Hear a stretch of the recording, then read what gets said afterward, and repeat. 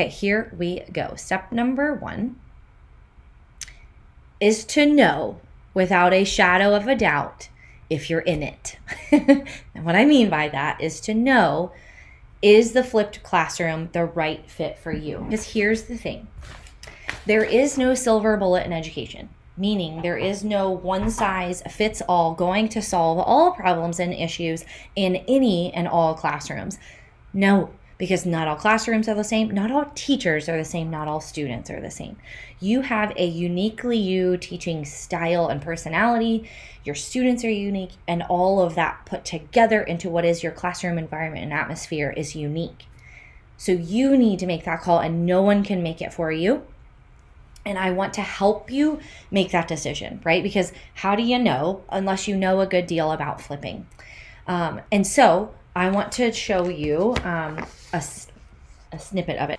Okay, so this is a free resource that I want you to take, the Flip Classroom Starter Kit that I've personally made, right? Made by yours truly. You can grab it right now, teachonamission.com/starter kit. And on what is page 5, really what is page 6, I start talking about, is flipping a good fit? Okay. And again, I also talk about this in last week's podcast episode. So lots of resources out there, totally at your disposal, that I would love for you to get a hold of and really start thinking about, is this a good fit for you?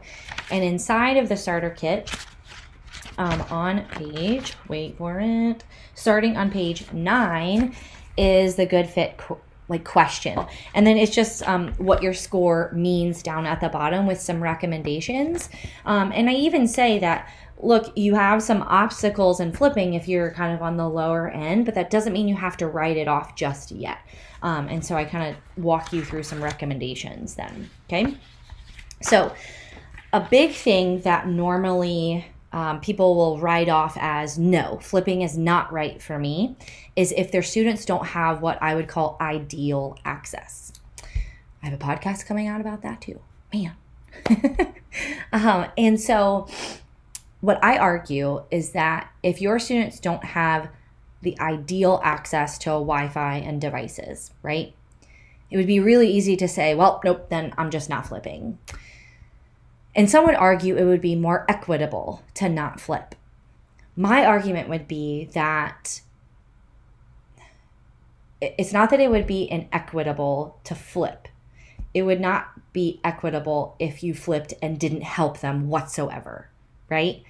You can have expectations of your students. You can set the standard that's reasonable, challenging, but obtainable for your students, as long as you do the big word that we learned about from like day 1 in college, you scaffold it, right? You scaffold not just the lessons and the learning of standards and mastering your course, but also the opportunities in front of them. You have to scaffold opportunities for them, right? And a lot of teachers are going to say, hey, Emily, welcome, are going to say, well, then that's just more work for me. It could be. It absolutely could be, but it doesn't always have to be. And inside my course, Flip Classroom Formula, and you'll hear me talk about this on the podcast as well, which again, you can go and listen to anytime you want. We talk about ways to really know what kind of access your students have. Just because a student says, nope, I don't have a computer at home, or nope, I don't have Wi-Fi at home, doesn't mean that they can't watch your videos, because they might have a PlayStation. They might have a functioning computer, they just don't have Wi-Fi. They may have a DVD player. No computer, no internet, but they may have a DVD player.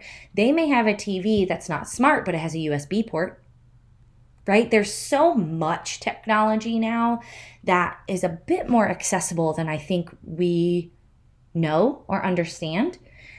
And know all of the list of things that I could come up with of a way to get our flipped classroom to our students outside of the 4 walls of our room is not going to cover every single student on earth. No, it's not. But I don't want us to just say, nope, it's not going to work for me. I think that there's more that we can do there.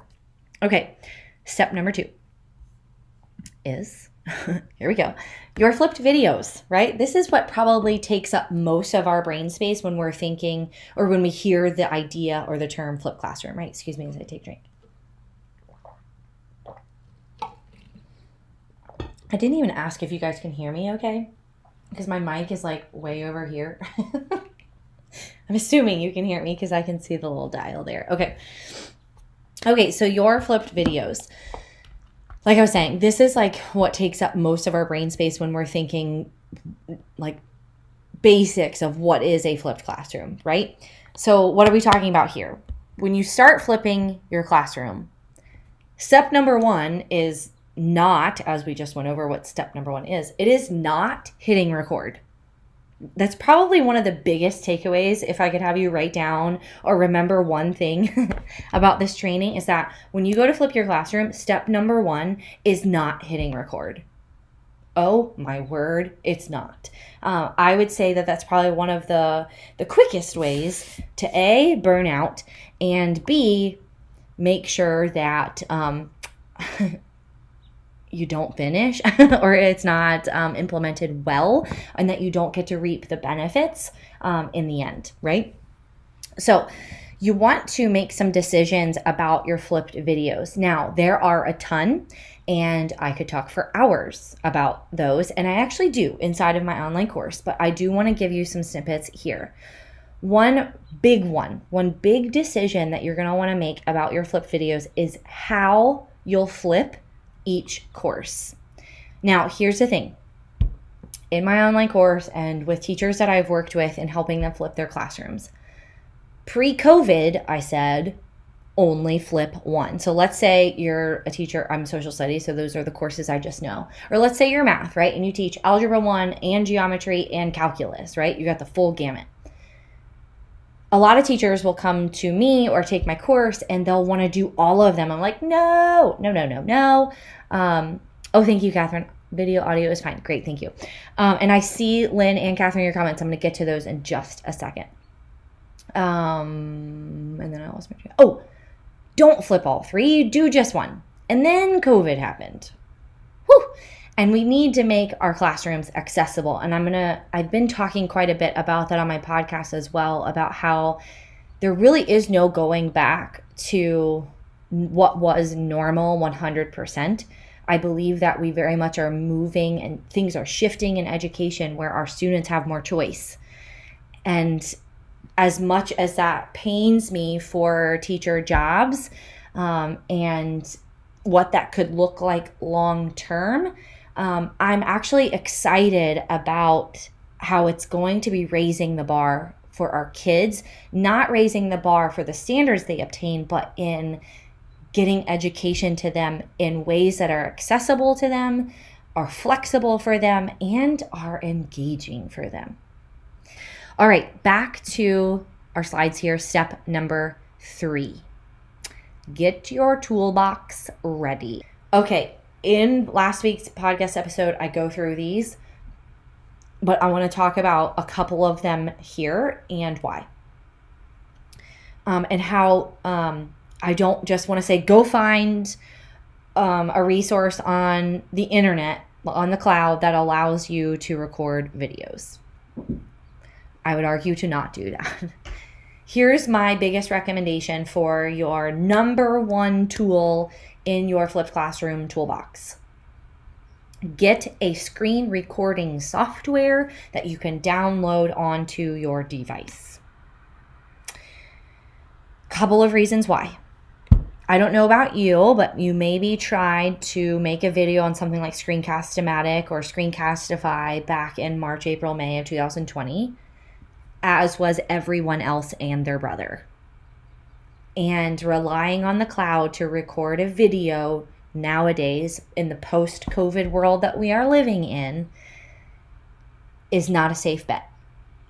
Because a lot of times you're going to be making these videos in response to your students or just staying 1 week ahead of them, and you need it to work now, right? I don't know about you, but I feel like every tool that I use in my classroom, I need it to work now. Otherwise, it's out, it's gone, because that's the pace we work at, right? Get a software that is not cloud-based, that you can screen record and here's my next recommendation, edit. You absolutely want to be able to edit. And no, it's not going to add more time. It's going to save time. Here's why. If you're able to edit, you don't have to then restart or fumble or have videos that you hate because your dog barked, or the bell rang if you're recording at school, or your child had to tell you a story and you had to be a bad mom for a hot second by just ignoring them. Been there, done that. So absolutely edit. And I forgot about something. Don't get something that's cloud-based, because what about when you're at your kid's soccer practice and you want to make a video real quick in the car and you don't have internet, right? I don't know about you, but not everybody has an amazing hotspot, right? Or what about when the internet goes out and I have to make a video right now, right? There's just some things that you don't want to rely on the internet for, and making a video, in my opinion, is one of them, okay? All right. Now, I am at my cutoff because I want to make sure that I don't take up too much of your time. The next tool that I recommend, I'm not going to tell you about right now, because if I do, I'm going to go on a long tangent and take forever. So please, please, please go and check it out in the Flipped Classroom Starter Kit, which I have right here, teachonamission.com/starter kit, and I'll put it in the comments here in just a second. And as well as the most recent episode on the Sustainable Teacher podcast at the time that this video is airing. Episode 17 is what that's called, the number one tool you need for your classroom. So I talk about the first 3 steps of flipping with the starter kit here. Got it? Got it. Okay, thanks so much for being here, guys. Please make sure you go grab that starter kit. Totally yours. Hop into that Facebook group, totally free. See us on the podcast. I guess I would be here. Listen to me on the podcast, and let me know if you have any questions ever. I am going live again because this was a makeup from last week. This Wednesday is our next one, and it is the number one thing I want you to know before you flip. The number one thing I want you to know before you flip. So if my message is resonating with you here to this evening, please share with your teacher friends. Get them there on Wednesday, and let's chat. All right. Bye, guys. Everybody have a fantastic start back to your week, and I'll see you hopefully on Wednesday. Bye for now.